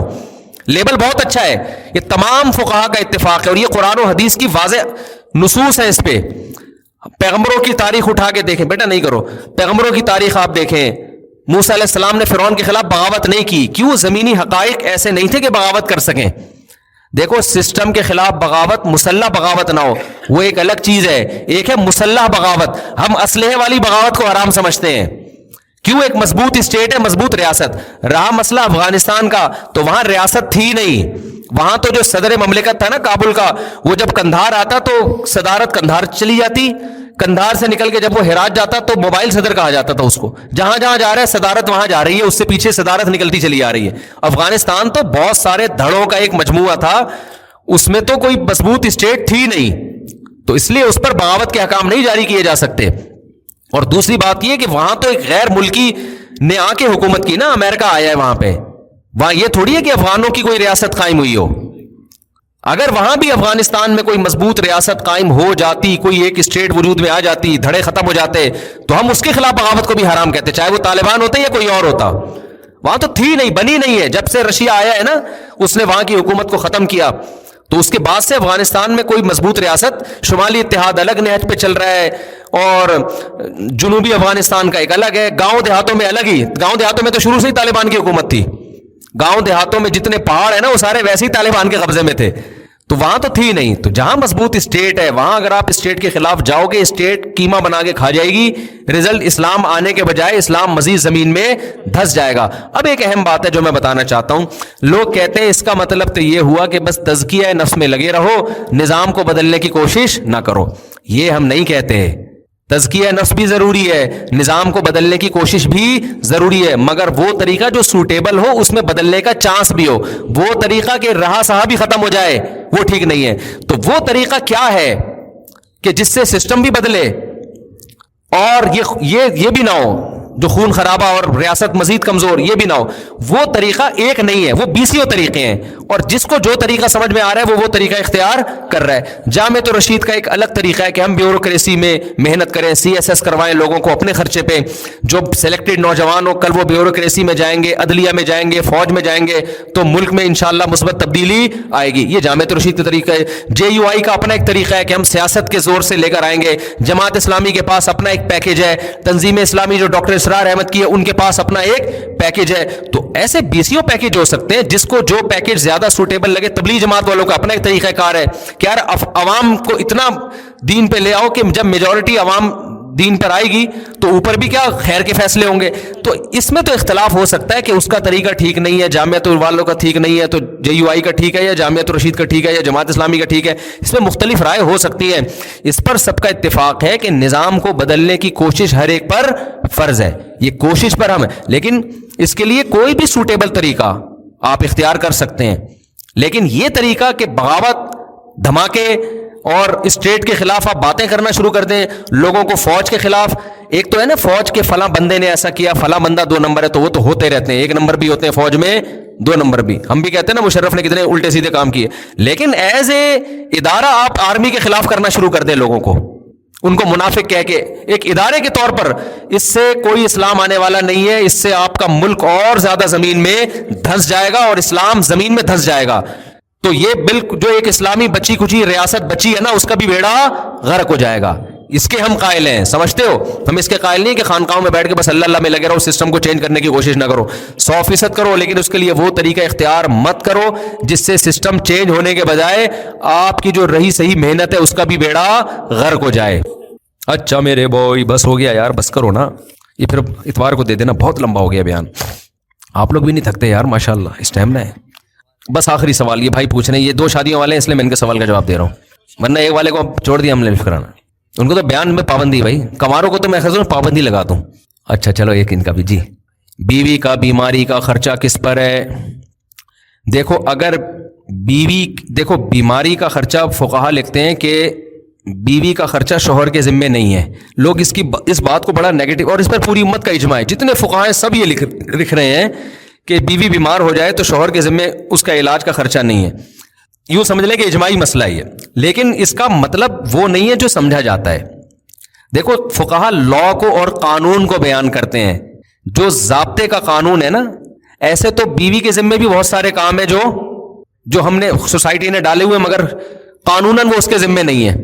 نکاح کا جو ایگریمنٹ ہوتا ہے نا، اس ایگریمنٹ کی بیس یہ ہے کہ عورت آپ کو اولاد دے گی، آپ کو برائی سے بچانے کے لیے حلال تسکین کا راستہ دے گی، اور آپ بھی بیوی کو اولاد دیں گے اور دونوں مل کے اولاد کو پالیں گے. بنیادی جو نکاح کا ایگریمنٹ ہے یہ اس کے لیے ہے. باقی ساری چیزیں کہ وہ کھانا پکا کے دے گی، وہ آپ کے ابا کی خدمت کرے، یہ سب چیزیں اخلاقیات میں آتی ہیں، اور یہ اخلاقی پابندیاں عورت پر لازم ہیں. لیکن اخلاقیات میں وہاں آئیں گی جہاں عرف ہو، کیونکہ قرآن کہہ رہا عاشروہن بالمعروف، عرف کے مطابق ان کے ساتھ چلو. تو ان کو جو ہے نا، ان کو ڈیفائن کرے گا عرف. تبھی حضرات فقہاء نے لکھا ہے کہ جو عورت اپنے گھر میں کام کاج کی عادی نہیں ہے، اتنا بڑا مالدار گھرانہ ہے کہ ان گھروں میں نوکر رکھے جاتے ہیں، ان گھر کی عورتیں نہ روٹی پکاتی ہیں نہ پوچھے لگاتی ہیں. بعض ایسے اس گھر کی عورت سے جب آپ شادی کریں گے تو آپ اس سے روٹیاں نہیں پکوا سکتے، کیونکہ یہ اس کے سٹینڈرڈ کی کیا ہے، خلاف ہے. لیکن ایک ایسے گھرانے میں آپ نے شادی کی جہاں وہ عورت وہ خود کام کرتی تھی، ان کے گھر نوکر چاکر نہیں ہوتے، کھانا خود پکاتی تھی، تو جب وہ آپ کے گھر میں رخصت ہو کر آئے گی تو اس کی اخلاقی ذمہ داری ہوگی کہ وہ آپ کی خدمت کرے، کھانا پکائے. تو یہ اخلاقیات ہیں، اور اتنی ہے کہ اگر وہ نہیں کرتی تو اس کو تانا بھی دیا جا سکتا ہے. سمجھ میں آ رہی ہے بات؟ لیکن اگر آپ نے اسٹینڈرڈ اوپر ہے تو پھر اس اسٹینڈرڈ میں نہیں ہے. تو بیسک نکاح میں خدمت نہیں ہے. نکاح کی بیسک یہ ہے کہ آپ کو ایک شریک حیات مل گیا جو دونوں مل کے آگے اولاد کو پالیں گے. اب نکاح میں یہ والا کانسیپٹ ختم ہو گیا ہے جو اصل تھا. بچے تو پیدا ہو ہی نہیں رہے، باقی سارے اترم پٹرم ایک دوسرے کے کھوپڑی پہ ڈال دیے، بہت ساری چیزیں ڈال دی ایک دوسرے کے ذمہ نا. جو اصل تھا وہ تو مارکیٹ سے کیا ہو گیا، شارٹ ہو گیا. تو اب یہ بات سمجھیں کہ یہ جو حضرات فقہاء بیان کرتے ہیں نا کہ مرد پر علاج بیوی کا لازم نہیں ہے، یہ اس لیے بیان کرتے ہیں کہ سرے سے اسلام میں علاج ہی لازم نہیں ہے. اپنا بھی نہیں ہے تو بیوی کا کہاں سے ہوگا؟ مثال کے طور پر آپ بیمار ہو گئے، بخار ہو رہا ہے، تو کوئی مفتی نہیں کہے گا کہ پیناڈول کھانا شرعن آپ پر واجب ہے. کوئی کہے گا؟ واجب نہیں ہے. ہاں احتیاط واجب ہے. بخار ہو گیا، آپ ٹھنڈ میں بنیان پہن کے بیٹھ گئے، مر جاؤ گے، خودکشی کا گناہ ہوگا. تو پرہیز واجب ہے، علاج سنت ہے، واجب نہیں ہے. آئی بات سمجھ میں؟ لیکن کیا یہ مسئلہ سن کے کوئی آدمی فنٹر بن سکتا ہے کہ بخار ہو رہا ہے تو چونکہ مجھ پر 2 گولی پیناڈول کھانا واجب نہیں ہے لہذا میں تھر تھر کانپتا رہوں گا اور کمبل لے کے اپنا بخار کم کرنے کی کوشش کروں گا، جیسے پرانے زمانے میں لوگ کیا کہ پرانے زمانے میں تو 6 کمبلوں میں لپیٹ دو، پسینہ نکلے گا تو بخار کیا ہو جائے گا، ختم. فوراً کہے گا ابے 2 گولی میں کتنا خرچہ جا رہا ہے، کھا یار. تو اسی طرح جب بیگم بیمار ہو گئی ہے تو جیسے آپ خود 2 گولی پیناڈول کی کھاتے ہو تو سوال پیدا ہوتا ہے جب یہ کماتی بھی نہیں ہے، ہاؤس وائف ہے، اس کے پاس پیسہ بھی نہیں ہے، تو کیوں ظالم آدمی ہے تو پڑوس میں کوئی تڑپ رہا ہو تو آدمی کہتا ہے اس کو جا کے ٹیکا لگا دے، یہ تیری بیوی ہے، تیرے بچوں کو پالے گی. تو اتنا تو اخلاقیات کا تقاضا ہے نا کہ علاج کون کرائے؟ نہ تو اس کو جاب کرنے دے رہا ہے تو نہ خود علاج کر رہا ہے. تو یہ انتہائی درجے کی غیر اخلاقی حرکت ہے. فقہاء نے لا اور قانون بیان کیا ہے، لیکن یہ نہیں وہ جو بیان کر رہے ہیں وہ بھی اپنی بیویوں کا علاج خود ہی کیا کرتے تھے. تو یہ اخلاقیات کا تقاضا ہے. اس کی اور آسان مثال دوں، جب آپ بس میں یہاں سے لانڈھی جا رہے ہو، سیٹ کے پیسے آپ نے دیے، W11 میں آپ بیٹھ گئے، کوئی بوڑھا آدمی آیا تو آپ اس کے لیے جگہ چھوڑتے ہو کہ نہیں چھوڑتے؟ آپ کہہ رہے چونکہ سیٹ کے پیسے میں نے دیے ہیں، لانڈھی تک کا سفر ہے، آدھے گھنٹے کا سفر ہے، میں بیٹھ کے سفر کروں گا، یہ بوڑھا کانپتا رہی ہوں. تو لا تو یہی کہہ رہے کہ سیٹ آپ کی ہے، تبھی وہ بوڑھا آپ کے خلاف کورٹ میں کیس نہیں کر سکتا. کورٹ میں جائے گا کہ اس نے مجھے جگہ نہیں دی، کورٹ کوئی سزا نہیں دے گی. جج ہو سکتا ہے ڈانٹ لگا دے کہ تو شرم نہیں، اپنے باپ کے عمر کا آدمی تھا، اس کو تو نے عزت نہیں دی، یہ تو کرے گا، کیس نہیں ہوگا. تو یہاں بھی یہی ہے کہ آپ نے بیوی کا علاج نہیں کیا تو بیوی کورٹ میں جا کے کیس نہیں کر سکتی کہ مجھے علاج کے پیسے نہیں دے رہا. قانون نہیں. اخلاقیات کا تقاضا یہ ہے کہ جیسے وہ بوڑھے کو آپ سیٹ دیتے ہیں کہ بھائی لانڈھی اترنا ہے نا تو میں تو کھڑے ہو کے جا سکتا ہوں، یہ بیچارہ کہاں جائے گا یار. تو نہیں دیں گے تو تانے بھی سننے کو ملیں گے، صلواتیں بھی سننے کو ملیں گی. اب آپ کو صلواتیں سن رہی ہیں، آپ پاکستان کا لا سننے کو مل رہی ہیں، آپ لا وکیل کی کتاب لے کے بیٹھے ہوئے ہو، لا میں کہیں نہیں لکھا کہ جی بوڑھے آدمی کو سیٹ دیں. آپ تو یہاں بھی ایسا ہی ہے کہ لا یہ نہیں ہے کہ آپ شریعت کا لا کہ آپ بیوی کا لازمی علاج بھی کرائیں، لیکن یہ اخلاقیات میں داخل ہے. اور جو لوگ کہتے ہیں نا کہ ہم پر بیوی کا علاج واجب نہیں ہے، تو اپنے دامادوں کو پرچی میں لکھ کے دے دیا کرو کہ میری بیٹی جب بیمار ہوگی تو آپ پر اس کا علاج لازم. کیا خیال ہے؟ تو ایسا تو علاج ایسے کہ اپنا بھی علاج شریعت میں لازم نہیں ہے. تبھی علماء لکھتے ہیں کہ اگر آپ بیمار ہوئے، آپ نے پرہیز نہیں کیا، مر گئے تو خودکشی کا گناہ ہوگا، لیکن پرہیز کیا، علاج نہیں کیا، مر گئے تو خودکشی کا گناہ نہیں ہوگا، بلکہ اس کی نسبت اللہ کی طرف کی جائے گی کہ بھائی بس نہیں ہے. اب ایک آدمی کو بخار ہو رہا ہے، نہیں کھا رہا پیناڈول فنٹر بنا ہوا. بہت سے ایسے علماء آج بھی ہیں، بڑے بڑے بزرگوں کے واقعات ہیں، انتہائی بیمار ہوتے تھے، ڈاکٹر کو قریب نہیں پٹکنے دیتے تھے وہ، اور ٹھیک ہو جاتے تھے وہ، اور لمبی عمریں پائی ہیں انہوں نے. کئی واقعات ہیں. ابھی میں گیا، ایک 95 سال کے بوڑھے ملے، ہمارے حضرت 78 سال، ڈاکٹر کو نہیں قریب آنے دیا کبھی حضرت نے، تو 80 کے قریب تو پہنچ گئے تھے وہ بھی. تو اس لیے کوئی یہ لازمی چیز نہیں ہے، لیکن ہم بھی کرتے ہیں علاج، کرتے ہیں کہ نہیں اپنا؟ تو سنت ہے، نبی صلی اللہ علیہ وسلم نے بھی علاج کیا ہے کہ بھئی زیادہ آگے نہ نکلو، آپ جو کر لو، لیکن نارمل علاج ہونا چاہیے. اب اس قانون کا فائدہ یہ ہوا کہ اخلاقیات کا تقاضا ہے کہ بیوی کا علاج کرائیں، لیکن یہ اخلاقیات کا جب ہے جب بیوی کے پاس پیسے نہ ہو. اگر اس کے پاس اپنا پیسہ ہے تو پھر آپ کی اخلاقی ذمہ داری بھی نہیں ہے، پھر وہ خود کرائے اپنا علاج. پھر بھی آپ کرا دیں تو یہ غریبی در غریبی ہے. اور ہماری سوسائٹی میں الحمدللہ مردوں میں خیر اتنی غالب ہے کہ بیوی کے پاس پیسہ ہوتا بھی ہے تو بھی الحمدللہ شوہر اپنے خرچے پہ علاج کرا رہا ہوتا ہے. یہ ہماری سوسائٹی کا ایک بہت پازیٹو پہلو ہے جس کی خواتین کو قدر کرنی چاہیے. گوروں میں یہ چیزیں بالکل نہیں ہیں.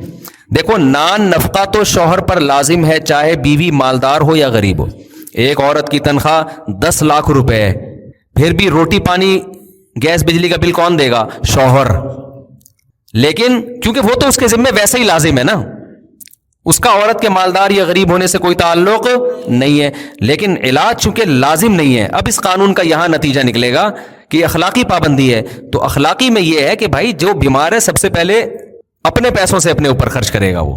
تو اس لیے خواتین کے پاس اگر باپ کی پراپرٹی ہے، بیمار ہو جاتی ہیں، تو پھر یہاں وہ جیسے زکوٰۃ اپنے پیسوں سے نکالیں گی اپنے سونے کی، وہ شوہر پہ لازم نہیں ہے، لیکن شوہر پھر بھی الحمدللہ دل بڑا کر کے دے دیتا ہے. قربانی عورت اپنے پیسوں سے کرے گی، لیکن ہماری سوسائٹی میں اللہ کا شکر ہے مرد دل بڑا کر کے بیوی کی طرف سے بھی ایک حصہ ڈال دیتے ہیں.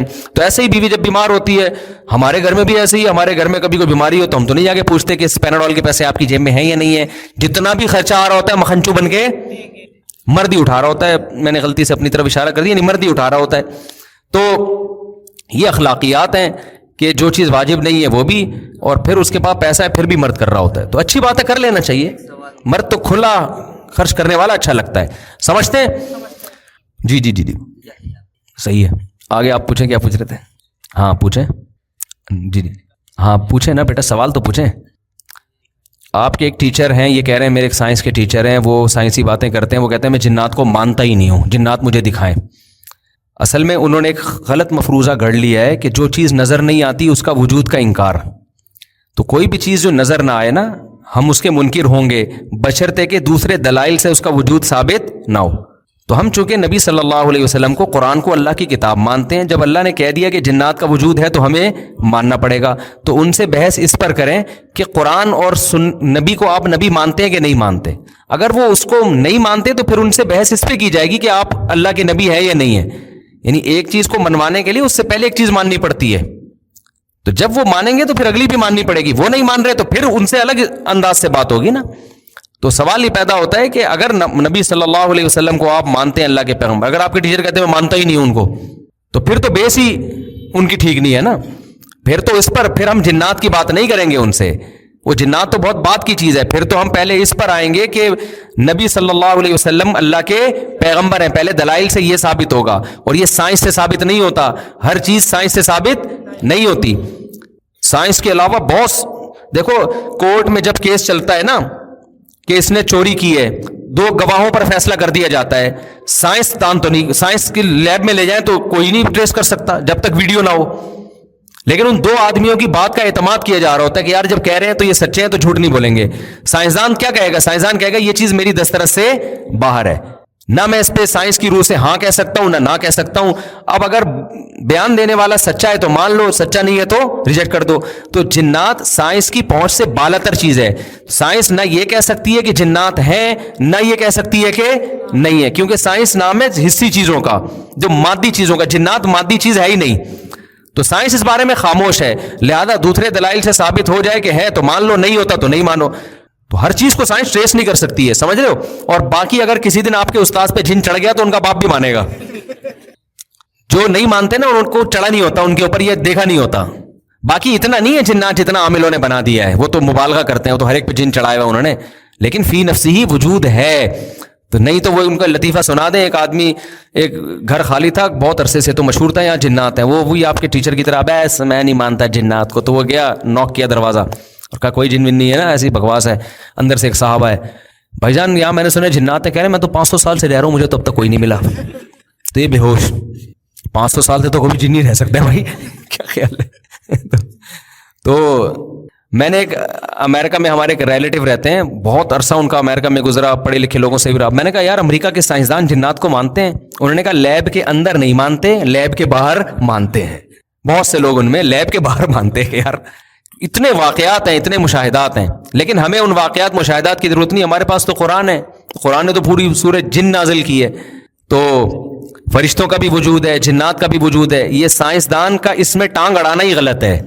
یہ ایسا ہی ہے جیسے کوئی میکینک کڈنی کے اسپیشلسٹ کی فیلڈ میں ٹانگ اڑائے, اور یا کوئی جو انجینئر ہے وہ ٹانگ اڑائے میڈیکل سائنس میں. تو میڈیکل سائنس کہے گی کہ تو بھائی اپنے دائرہ کار میں رہنا, تجھے اس کا کیا پتا. تو فرشتوں کا وجود, جنات کا وجود, جنت جہنم, یہ سائنس کی پہنچ سے بالاتر چیزیں ہیں. تو سائنس کو اس میں ٹانگ اڑانے کی ضرورت ہی نہیں ہے. سمجھتے ہو؟ آگے چلو بھائی, بس ہو گیا.